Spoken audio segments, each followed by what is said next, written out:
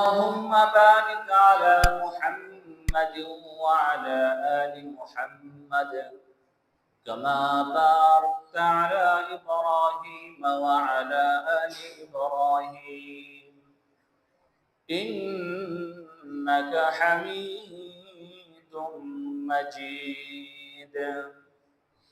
بلغ العلا بكماله كشف الدجى بجماله حسنت جميع خصاله صلوا عليه وآله. سبحانك لا علم لنا إلا ما علمتنا إنك أنت العليم الحكيم. سبحان الله وبحمده عدد خلقه ورضا نفسه وزنة عرشه ومداد كلماته. سبحان الله وبحمده سبحان الله العظيم. আলহামদুলিল্লাহ, মহান আল্লাহ পাক রব্বুল আলামিনের আলিশান দরবারে হাজারো শুকর ও সুজুদ, যে মহান আল্লাহ পাক রব্বুল আলামিন আমাকে আপনাকে জুমা নামাজ আদায় করবার উদ্দেশ্যে আল্লাহ তাআলার ঘর মসজিদে আসার বসার তৌফিক দান করেছেন। এই জন্য আমরা সকলে দিল খুলে কালিমাতুশ শুকর আদায় করি, সকলে বলে আলহামদুলিল্লাহ। মুহতারাম হাজিরিন, আল্লাহ রাব্বুল ইজ্জাত ওয়াল জালাল আমাদেরকে সুস্থ রেখেছেন। শুকরিয়াটা গভীর থেকে দিল থেকে হওয়া উচিত, কারণ আল্লাহ রাব্বুল আলামিন আমাদেরকে অসংখ্য নিয়ামত রাজি দিয়ে, অসংখ্য অগণিত নিয়ামত দিয়ে আমাদেরকে ঢেকে রেখেছেন, নিমজ্জিত রেখেছেন। এজন্য আবার দিল থেকে, গভীর থেকে, দিলের গহীন থেকে আবার শুকরিয়া আদায় করে সকলে বলে আলহামদুলিল্লাহ। মুহতারাম হাজিরিন, ধারাবাহিকভাবে আলোচনা চলতেছিল, তারই ধারাবাহিকতায় আজকের আলোচনার বিষয়বস্তু হচ্ছে শাফাআত, সুপারিশ। এই শব্দটার সাথে আমরা পরিচিত, কিন্তু এই শব্দটা কেউ অপব্যাখ্যা করে, কেউ আবার এই শব্দটা শুধু জানে, তবে এই শব্দটার ব্যাখ্যা বিশ্লেষণ কি, শাফাআত কি হয়, কাদের জন্য হয়, কাদের জন্য শাফাআত করা হবে, কারা সুপারিশ করবেন, এ সম্পর্কে আমাদের অনেকের ধারণা নেই। আল্লাহ রাব্বুল আলামিন যদি তৌফিক দান করেন, তাহলে এই সপ্তাহে শাফাআত তথা সুপারিশ সম্পর্কে কিছু আলোচনা করার চেষ্টা করব ইনশাআল্লাহ। মুহতারাম হাজিরিন, শাফাআত হচ্ছে সুপারিশ। আমরা দুনিয়াতে একজন আরেকজনের বিষয়ে সুপারিশ করি। শাফাআত আরেকটি অর্থ হচ্ছে সহযোগিতা, সাহায্য করা। দুনিয়াতে কেউ যদি কোনো বিপদে পড়ে, আমরা তাকে, তার জন্য সুপারিশ করি, তাকে সহযোগিতা করি, যেন সেই বিপদ থেকে মুক্তি লাভ করে, যেন এই বিপদ থেকে মুক্তি পায়। এই জন্য আমরা একে অপরের জন্য সুপারিশ করি। এটা হচ্ছে দুনিয়ার শাফাআত, দুনিয়ার সুপারিশ। কিন্তু আখিরাতে একটি সুপারিশ আছে, শাফাআত আছে, সে সম্পর্কে আমাদের একটু ধারণা নেওয়া উচিত। শাফাআতের একমাত্র মালিক আল্লাহ রাব্বুল আলামিন। শাফাআতের মালিক কোন নবী এবং রাসূল নন, কোন ওলি, পীর, বাবা, খাজা বাবা, দয়াল বাবা, ভণ্ড বাবা, কোন বাবাই শাফাআতের মালিক নন। শাফাআতের সম্পূর্ণ মালিক হচ্ছে আমার আপনার রব আল্লাহ। কেন আখিরাতের সুপারিশ কেন রাখা হয়েছে? আল্লাহ রাব্বুল আলামিন তো জানেন কোন বান্দা জান্নাতে যাবে, কোন বান্দা জাহান্নামে যাবে। তারপরেও কেন সুপারিশের প্রয়োজন হবে? এই প্রশ্নের উত্তর হচ্ছে, দুনিয়াতে স্বাভাবিক বিপদে পড়লে সুপারিশ করে, উকিল ধার্য করে, দুনিয়ার নিয়ম। কিন্তু আখিরাতে আল্লাহ রাব্বুল আলামিন যে শাফাত সুপারিশের ব্যবস্থা রেখেছেন, সেখানে যে সুপারিশ করবে শুধুমাত্র তার মর্যাদা বৃদ্ধির জন্য, তার সম্মান বৃদ্ধির জন্য আল্লাহ রাব্বুল আলামিন এই সুপারিশের নিয়মটা রেখেছেন। এই জন্যই সুপারিশের নিয়ম রেখেছেন।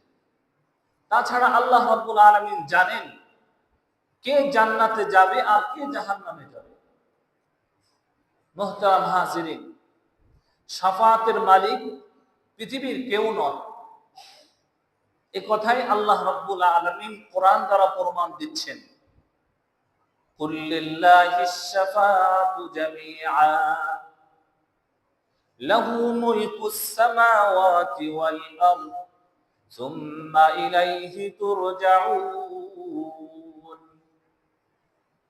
সূরা জুমারের ভিতরে আল্লাহ রাব্বুল আলামিন বলেন, হে নবী আপনি বলে দেন, লিল্লাহিশ শাফাআতু জামিআ, সুপারিশের মালিক একমাত্র আল্লাহ রাব্বুল আলামিন, দুনিয়ার আর কোনো মানুষ নয়। মালিক থাকবেন একমাত্র আল্লাহ।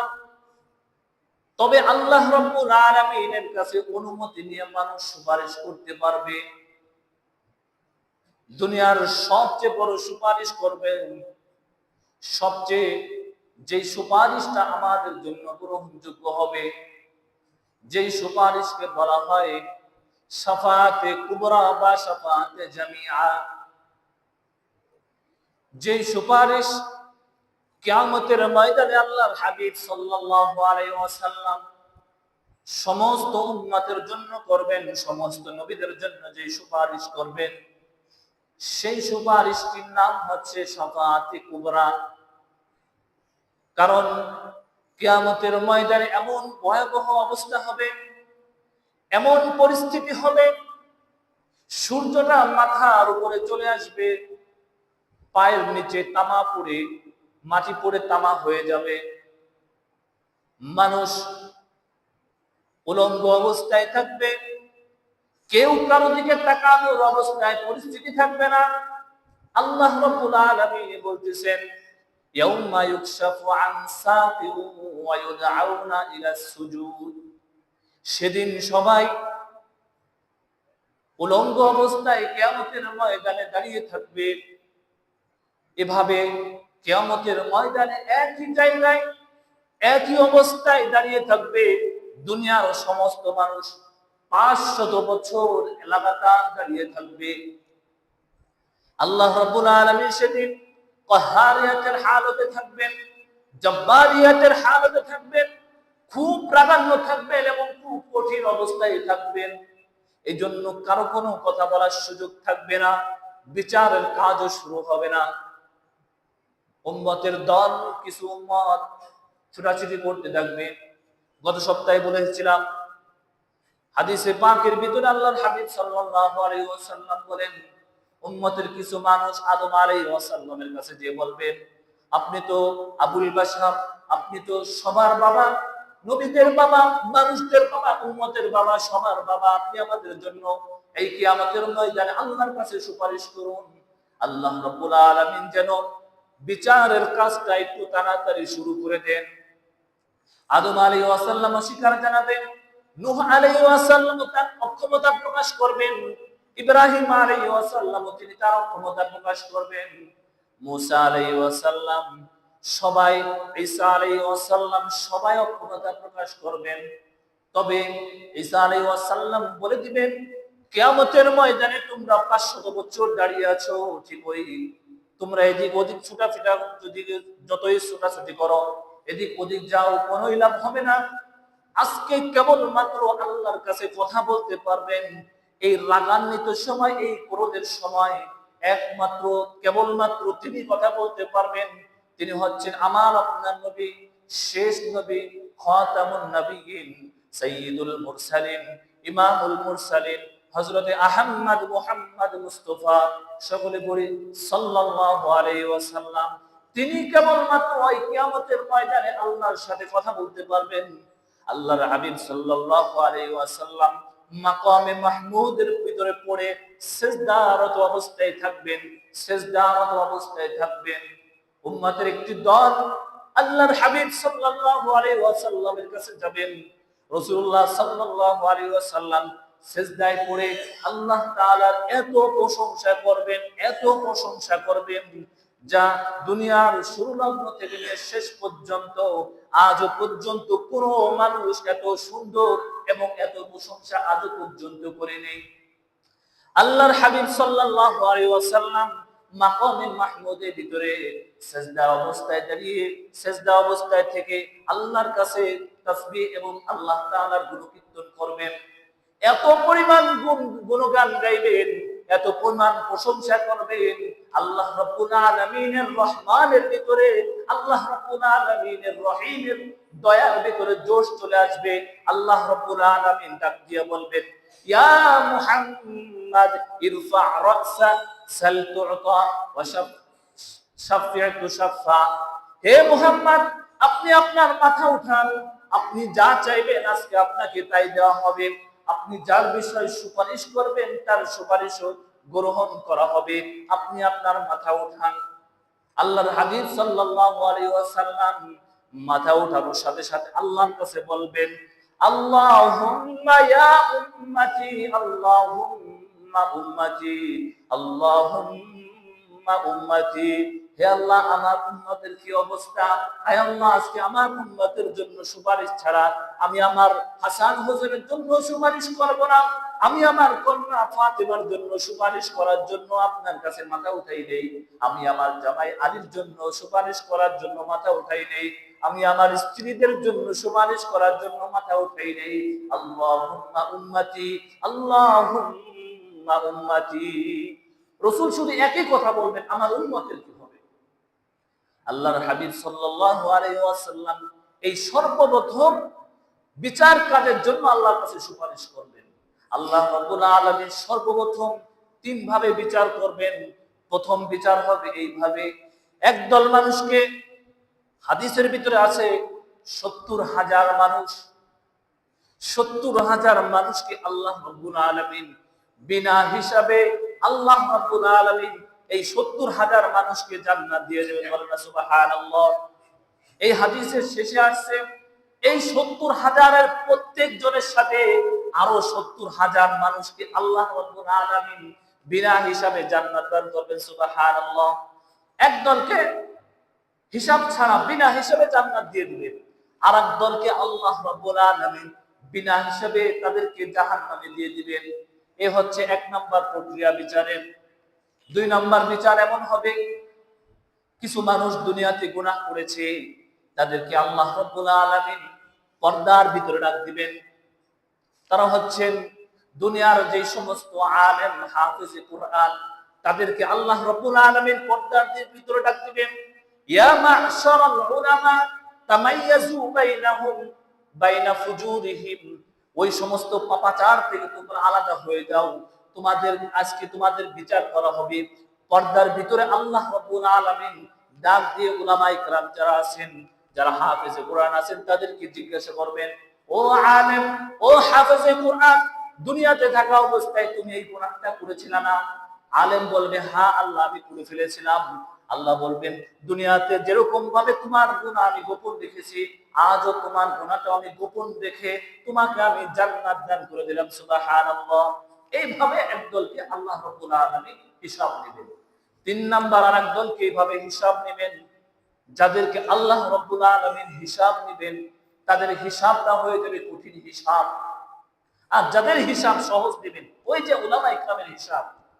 এই জন্য আল্লাহর কাছে হিসাবের জন্য দোয়া করা, আল্লাহুম্মা হাসিবনি হিসাবান ইয়াসীরা, আয় আল্লাহ আমার হিসাবকে আপনি সহজ করে দেন। সহজ হিসাব। বলবেন তুমি এই গুনাহ করেছো? হ্যাঁ আমি করে ফেলেছি, যাও মাফ করে দিলাম, জান্নাতে চলে যাও। আর যদি আল্লাহ রাব্বুল আলামিন কারো জিজ্ঞাসা করে এই তুমি এই কাজ কেন করলা, যদি কেন শব্দ আল্লাহ রাব্বুল আলামিন বলে ফেলান, তাহলে ওই ব্যক্তির হিসাব দেওয়া কঠিন হয়ে যাবে। হাদিসে পাকের ভিতরে আল্লাহর হাবিব সাল্লাল্লাহু আলাইহি ওয়াসাল্লাম বলেন, লা তাজুলু কদামাল আবদি ইয়াউমাল কিয়ামাহ আন তুসআলা আন আরবাইন। আল্লাহর হাবিব সাল্লাল্লাহু আলাইহি ওয়াসাল্লাম বলেন, কিয়ামতের ময়দানে কোন বান্দা তার পা সরাতে পারবে না, যেই জায়গায় দাঁড়িয়ে থাকবে সেই জায়গায় দাঁড়িয়ে থাকবে, পা সরানোর কোনো অনুমতি থাকবে না। হাত্তা তুসআলা আন আরবাইন, চারটা প্রশ্নের উত্তর না দেওয়া পর্যন্ত কোন বান্দা পাও সরাইতে পারবে না, যাদের হিসাব নেওয়া হবে। এক নাম্বার আল্লাহ রাব্বুল আলামিন জিজ্ঞাসা করবেন, এক নাম্বার জিজ্ঞাসা করবেন আন উমরিহি ফিমা আফনা। আল্লাহ জিজ্ঞাসা করবেন, বান্দা তোমাকে একটা হায়াত দিয়েছিলাম, তোমাকে একটা জীবন দিয়েছিলাম, এই জীবনটা তুমি কোন কাজে ব্যয় করেছো? আন উমরিহি ফিমা আফনা, তোমাকে যে হায়াত দিয়েছিলাম, তোমাকে জীবন দিয়েছিলাম, এই জীবনটা তুমি কোন কাজে ব্যয় করেছো? এক নাম্বার উত্তর প্রশ্ন। দুই নাম্বার প্রশ্ন করবেন ওয়ান শাবাবিহি ফিমা আবলা। ও বান্দা, তোমাকে একটা যৌবনকাল দেওয়া হয়েছিল, ইবাদতের একটা মৌসুম দেওয়া হয়েছিল, এই যৌবনকালটা তুমি কোন কাজে ব্যয় করেছো? কোন কার পিছনে ঘুরেছো? তুমি আমার পিছনে ঘুরেছো, নাকি রাসূলের পিছনে ঘুরেছো, নাকি তুমি তোমার নেতার পিছনে ঘুরে নামাজ কাজাই করেছো? এইভাবে আল্লাহ তাআলা দ্বিতীয় প্রশ্ন করবেন। তিন নাম্বার প্রশ্ন করবেন মাল সম্পর্কে। এক হাদিসের ভিতর আসছে 5টা প্রশ্ন করবেন, আর এক হাদিসের ভিতর আসছে 4টা প্রশ্ন। তবে মাল সম্পর্কে 2টা প্রশ্ন করা হবে। যে হাদিসের ভিতরে 5টা প্রশ্নের সম্মুখীন কথা বলা হয়েছে, সে হাদিসে মালকে 2 ভাগে বিভক্ত করা হয়েছে। 3 নাম্বার প্রশ্ন করবেন ওয়া আন মালিহি ফিমা মিন আইনা ইকতাসাবাহু। মাল কিভাবে উপার্জন করেছো? সম্পদ কিভাবে তুমি বানাইছো? তুমি নিজের সম্পদ দাবি করো, এই সম্পদটা তুমি হালাল ভাবে উপার্জন করেছো নাকি হারাম ভাবে উপার্জন করেছো? আল্লাহ রাব্বুল আলামিন এই প্রশ্ন করবেন।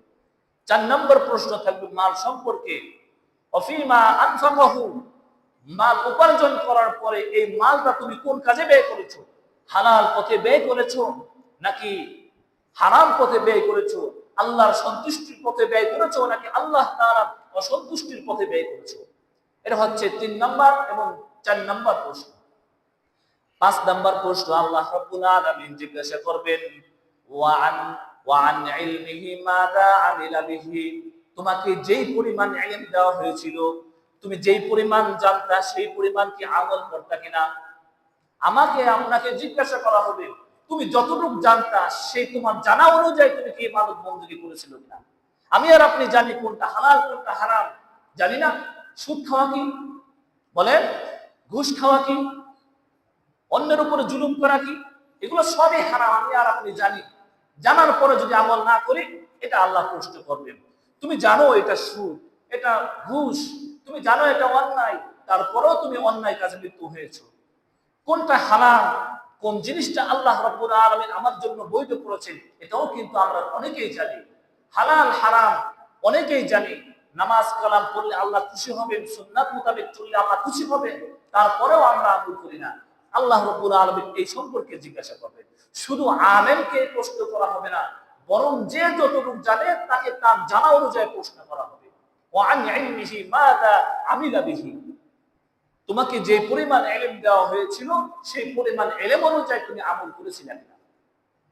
মুহতারাম হাজিরিন, কিয়ামতের ময়দানে সর্বপ্রথম যে সুপারিশটা আল্লাহ রাব্বুল আলামিন অনুমতি দিবেন, কিয়ামতের ময়দানে আল্লাহর অনুমতি ব্যতীত কেউ সুপারিশ করতে পারবে না। এই জন্য সর্বপ্রথম যে অনুমতি পাবেন তিনি হচ্ছেন আমার আপনার নবী হযরত আহমদ মুহাম্মদ মুস্তাফা সাল্লাল্লাহু আলাইহি ওয়াসাল্লাম। আমরা আয়াতুল কুরসির ভিতরে পড়ি মান যাল্লাযী ইয়াশফাউ ইনদাহু ইল্লা বিইذনি। সেই কিয়ামতের ময়দানে আল্লাহ রাব্বুল আলামিন যাকে অনুমতি দিবেন সেই মাত্র সুপারিশ করতে পারবে, অন্য কেউ মুখ খোলার সুযোগ পাবে না এবং সময়ও পাবে না, সুযোগ পাবে না মুখ খোলার। তার ভিতরে প্রথম সুপারিশ করবেন আল্লাহর হাবিব সাল্লাল্লাহু আলাইহি ওয়াসাল্লাম। 2 নাম্বারও আল্লাহর হাবিব সাল্লাল্লাহু আলাইহি ওয়াসাল্লাম সুপারিশ করে একদল মানুষকে বিনা হিসাবে জান্নাতে নিয়ে যাবে। 3 নম্বরে যুগের উলামা ইকরাম, যুগের হাফেজে কোরআন যারা কোরআন শিখেছে, কোরআন অনুযায়ী আমল করেছে, তারা আল্লাহর কাছে সুপারিশ করতে পারবেন। হাদিসে পাকের ভিতরে আল্লাহর হাবিব সাল্লাল্লাহু আলাইহি ওয়াসাল্লাম বলেন, মান ক্বারাআল কুরআন ফাস্তাযহারাহু ফাআহাল্লা হালালা ওয়া হাররামা হারামা আদখালাহুল্লাহুল জান্নাহ। আল্লাহর হাবিব সাল্লাল্লাহু আলাইহি ওয়াসাল্লাম বলেন, মান ক্বারাআল কুরআন, যে ব্যক্তি কোরআন মুখস্থ করলো, মান ক্বারাআল কুরআন ফাআহাল্লা হালালা ওয়া হাররামা হারামা, যে ব্যক্তি কোরআন মুখস্থ করার পর কোরআনকে আবার সিনার ভিতরে ধারণ করলো, ধারণ করার পর কোরআন অনুযায়ী নিজের জীবনকে পরিচালিত করলো, হালাল যেটা সেটাকে হালালি মনে করলো, হারাম যেটা সেটাকে হারামি মনে করলো, অর্থাৎ কোরআন অনুযায়ী যদি জীবন যাপন করে, আল্লাহর হাবিব সাল্লাল্লাহু আলাইহি ওয়াসাল্লাম বলেন, আদখালাহুল্লাহুল জান্নাহ, ওই ব্যক্তিকে, ওই কোরআনে হাফেজকে আল্লাহ রাব্বুল আলামিন অবশ্যই জান্নাতে প্রবেশ করাবেন। এরপরে কি, ওয়াশাফাআহু ফি আশরাতি মিন আহলি বাইত কুল্লুহুম ক্বাদ ওয়াজাবাত লাহুন নার, তার পরিবারের ভিতরে এমন 10 জন জাহান্নামীকে সে সুপারিশ করে জান্নাতে নিতে পারবেন, যেই 10 জনের ব্যাপারে বলা হয়েছে ক্বাদ ওয়াজাবাত লাহুন নার, যাদের ব্যাপারে ওয়াজিব হয়ে গেছে জাহান্নাম, অর্থাৎ তারা অবশ্যই জাহান্নামে যাবে, এমন 10 জন জাহান্নামীকে ওয়াশাফাহু, সে আল্লাহর কাছে সুপারিশ করবে, সুপারিশ করে সে ওই হাফেজে কোরআন জান্নাতে নিয়ে যাবে 10 জন জাহান্নামীকে। বলেন না সুবহানাল্লাহ। এ হচ্ছে হাফেজে কোরআন। আলেম যারা, তারাও সুপারিশ করে জান্নাতে নিয়ে যাবে। তেমনি ভাবে নাবালক সন্তান যদি মারা যায়, নাবালক বাচ্চারা যদি মারা যায়, ছেলে হোক মেয়ে হোক, আমরা নাবালক জানাজা যখন পড়ি তখন একটা দোয়া পড়ি, কি পড়ি জানেন? 3 নম্বর তাকবীরের পর যেরকম বালেগ পুরুষ হোক মহিলা হোক, আল্লাহুম্মা ফিলি হাইয়িনা ওয়া মাইয়িতিনা, এটা পড়ি, কিন্তু নাবালেগের ক্ষেত্রে পড়ি আল্লাহুম্মা আজআলহু লানা ফারতাও ওয়াজআলহু লানা আজরাও ওয়া দুখরাও ওয়াজআলহু লানা শাফিআও ওয়া মুশাফফা। এর মানে হচ্ছে, হে আল্লাহ, এই বাচ্চাটি মারা গেছে, তার বিচ্ছেদে আমাদের জন্য একটা নিয়ামত দান করেন, তার বিচ্ছেদের কারণে আমাদেরকে নিয়ামত দান করেন, তার বিচ্ছেদের কারণে আমাদেরকে মাফ করে দেন। এরপরে ওয়াজআলহু লানা আজরাও ওয়া দুখরা, সে যে আমাদের থেকে মারা গেল, চলে গেল, আমাদেরকে তার বিনিময় দান করেন, আজরা, আজর দান করেন, ওয়া দুখরা, বিনিময় দান করেন, ওয়াজআলহু লানা শাফিআও ওয়া মুশাফফা, হে আল্লাহ, তাকে সুপারিশকারী বানান, ওয়াজআলহু লানা শাফিআ, তাকে সুপারিশকারী বানান, শাফিআ ওয়া মুশাফফা, আর তার সুপারিশ যেন আপনার কাছে কবুল করা হয়, আপনি যেন তার সুপারিশ কবুল করে নেন, তাকে সুপারিশ কবুলকারীও বানান, তাকে সুপারিশকারীও বানান, এবং তার সুপারিশ যেন আল্লাহ আপনার কাছে কবুল হয় সেটা বানান। নাবালক বাচ্চারা, তারাও আমাদের জন্য সুপারিশ করবে কিয়ামতের ময়দানে। শহীদ যে আল্লাহর রাস্তায় যুদ্ধ করে শহীদ হয়েছেন, এমন শহীদও আল্লাহর কাছে সুপারিশ করবেন, কিন্তু সুপারিশের মালিক কিন্তু আল্লাহ কাউকে বানাবেন না। আগেই বলেছি, সুপারিশ আল্লাহর অনুমতি ক্রমে, মানদাল্লাযী ইয়াশফাউ ইনদাহু ইল্লা বিইذনি, আল্লাহর অনুমতি ক্রমে সুপারিশ করবেন। ফেরেশতারাও সুপারিশ করবেন কিয়ামতের ময়দানে। ওয়া কাম মিন মালাকিন ফিস সামাওয়াতি লা তুগনি শাফাআতুহুম শাইআন ইল্লা মিন বা'দি আন ইয়া'যানা আল্লাহু লিমান ইয়াশা'উ ওয়া ইয়ারদা। এখানে আল্লাহ রাব্বুল আলামিন একটা বিষয় সুস্পষ্টভাবে বলেছেন, কিয়ামতের ময়দানে কিছু ফেরেশতারাও আল্লাহর কাছে গুনাহগার বান্দাদের জন্য সুপারিশ করবেন। তবে যেই সমস্ত বান্দাদের প্রতি আল্লাহ সন্তুষ্ট আছেন, আরেক আয়াতের ভিতর আল্লাহ রাব্বুল আলামিন বলেন, ওয়ালা ইয়াশফাউনা ইল্লা লিমান ইরতাদা ওয়া হুম মিন খাশিয়াতিহি মুশফিকুন। কিয়ামতের ময়দানে শুধুমাত্র তাদের জন্য সুপারিশ করা হবে যাদের প্রতি, ওয়ালা ইয়াশফাউনা ইল্লা লিমান ইরতাদা, যাদের প্রতি আল্লাহ সন্তুষ্ট আছেন, যাদের প্রতি আল্লাহ সন্তুষ্ট আছেন তাদের সুপারিশ তাদের জন্য সুপারিশ করলে তাদের সুপারিশ আল্লাহ কবুল করবেন। কারণ দেখেন, খেয়াল করেন, লক্ষ্য করেন, হযরত নূহ আলাইহিস সালাম তার সন্তানের জন্য সুপারিশ করেছিলেন। কি বলেছিলেন? আল্লাহ বলেছিলেন কি? কুলনা হাবিতু মিনহা জামিআ। আল্লাহ বলেছিলেন, নূহ তুমি জোড়ায় জোড়ায় যখন তোমার প্লাবন শুরু হবে তখন জোড়ায় জোড়ায় পৃথিবীর যত প্রাণী আছে জোড়ায় জোড়ায় উঠাবে, আর তোমার পরিবার যারা আছে তাদেরকে উঠাবে। যখন প্লাবন শুরু হয়ে গেল, নূহ আলাইহিস সালামের সন্তান কেনান, তাকে নূহ আলাইহিস সালাম বলেছিল, বাচ্চা তুমি আমাদের সাথে নৌকায় উঠো, ইরকাব মানা। তখন নূহ আলাইহিস সালামের সন্তান বলেছিল, আমি তোমাদের সাথে নৌকায় উঠবো না। ওই যে পাহাড় দেখা যায়, যদি পাহাড় দেখা যায় ওই পাহাড়ের উপর উঠে আমি আশ্রয় নিব, আমি তারপরও তোমাদের নৌকায় উঠবো না। নূহ আলাইহিস সালামের সন্তান বলেছিল।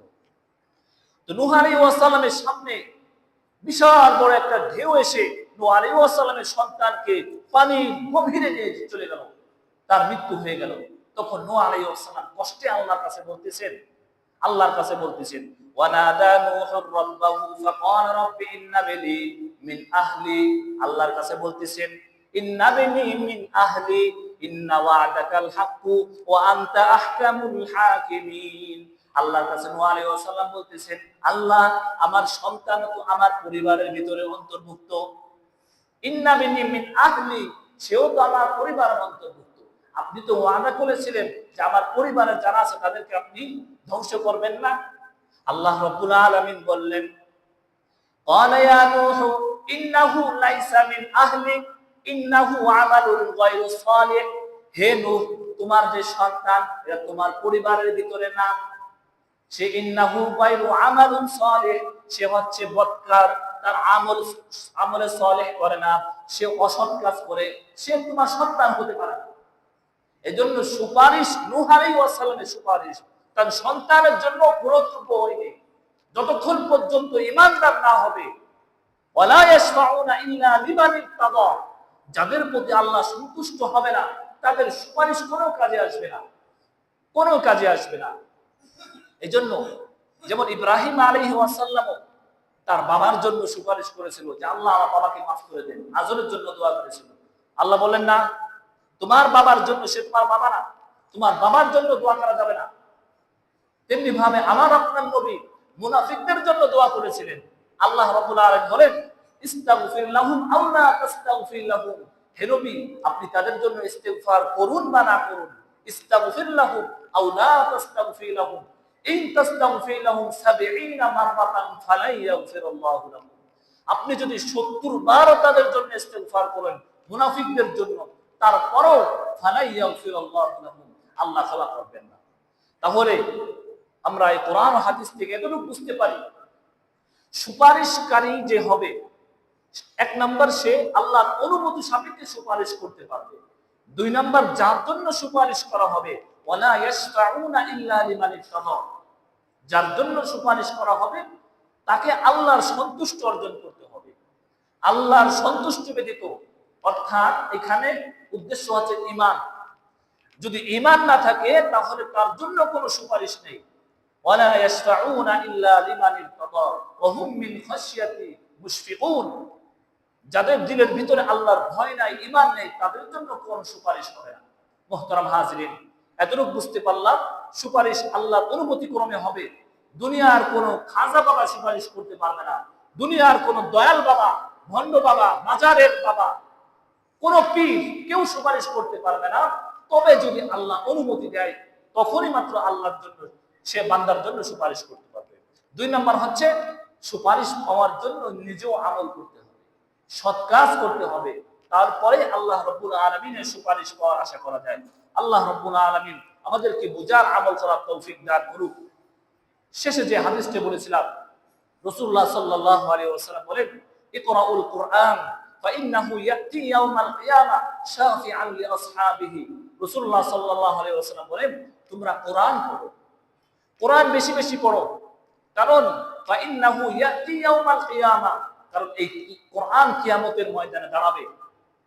কোরআন কিয়ামতের ময়দানে দাঁড়িয়ে সে তার পাঠকারীর জন্য, যে তেলাওয়াত করেছে তার জন্য, শাফিআন লিআসহাবিহি, তার যে পাঠ করেছে, কোরআন তেলাওয়াত করেছে, তেলাওয়াতকারীর জন্য আল্লাহর কাছে সুপারিশ করবে। আর এক হাদিসের ভিতর রাসূলুল্লাহ সাল্লাল্লাহু আলাইহি ওয়াসাল্লাম বলেন, সূরাতুম মিনাল কোরআন, কোরআনের এমন একটি সূরা রয়েছে 30 আয়াত, যার 30টি আয়াত রয়েছে। কোরআনের এমন একটি সূরা যে সূরার ভিতরে 30টি আয়াত রয়েছে, যদি কেউ পাঠ করে কিয়ামতের ময়দানে আল্লাহর সামনে এই সূরা আল্লাহর সাথে বলবে যে আল্লাহ, এই লোক, এই পাঠকারী আমাকে দুনিয়াতে থাকা অবস্থায় পাঠ করেছে, তার আমার সুপারিশ কবুল করে নেন। যদি আমার সুপারিশ কবুল না করেন, পাঠকারীকে যদি জাহান্নামে দেন, তাহলে আমি যে আপনার কোরআনের অংশ, আমি যে আপনার কোরআনের একটা সূরা, তাহলে আমাকে সূরা থেকে বাদ দিয়ে দেন।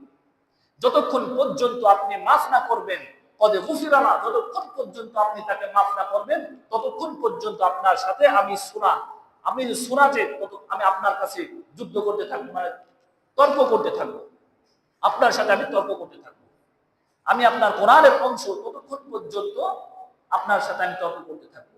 আল্লাহ রাব্বুল আলামিন যখন পাঠকারীকে ক্ষমা করে দিবেন, মাফ করে দিবেন, তখন আল্লাহ রাব্বুল আলামিন এই সূরা বলবেন, ঠিক আছে, এখন আপনার কোরআনের অন্তর্ভুক্ত আমি হতে পারি। সেই সূরাটি হচ্ছে সূরাতুল মুলক। সূরা মুলক ইশারের নামাজের পর, অর্থাৎ ঘুমের আগে একবার পাঠ করা উচিত। 30টি আয়াত আছে, মাত্র অল্প সময় লাগে, 3 থেকে 4 মিনিট পড়তে সময় লাগে। এই সূরার আমল করতে পারি, তাহলে কিয়ামতের ময়দানে আল্লাহর কাছে সুপারিশ পাওয়ার একটা পন্থা হবে। আল্লাহ রাব্বুল আলামিন আমাদের সকলকে বুঝার, আমল করার তৌফিক দান করুক, বেশি বেশি নেকির কাজ করার তৌফিক দান করুক, সুপারিশ পাওয়ার তৌফিক দান করুক। ওয়া আখিরু দাওয়ানা আলহামদুলিল্লাহি রাব্বিল আলামিন। যারা সুন্নাত পড়েন 4 রাকাত ক্বাবলা জুমআহ সুন্নাত